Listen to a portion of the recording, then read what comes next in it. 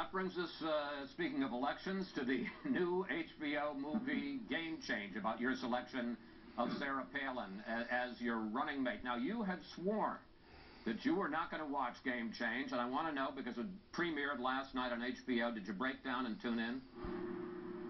I watched the Phoenix Coyotes defeat the San Jose Sharks 3-0. It was a great game. Of course, I'm not going to watch it. It's based on a book that's completely biased and with unattributed quotes, etc. And what I don't understand, and even in the tough world of politics, why there continues to be such assaults on a good and decent person, Sarah Palin, a fine family person, a person whose nomination energized our campaign. We were in the lead, and they continue to disparage and attack her character and her person.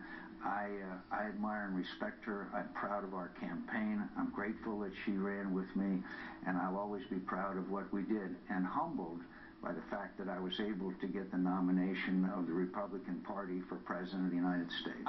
I do want to ask you, not about Palin, but about yourself, because it does portray you in the movie. One of the things it says is that for all your talk about putting country first, that your decision to pick Sarah Palin was pure politics. And here is a clip from the show. We desperately need a game-changing pick. And none of these middle-aged white guys are game changers. So find me a woman. So find me a woman. Simple question, Senator. Did that ever happen? Of course not. And by the way, I've been told that I'm portrayed as using an exceeding amount of coarse language. I don't use coarse language very often. I have a larger vocabulary than that, but of course not. I thought that she was the best qualified person. I thought she had the ability to excite our party, and the kind of person that I wanted to see succeed in the political arena. She was a very effective and successful governor of the state. And again, Chris, I look forward and not back. And this kind of stuff is something that I don't spend a lot of time on, because right now I'm trying to work on issues such as those we previously discussed. I just want to ask one last question in this regard, because it does speak to the question of credibility, and then we'll leave it.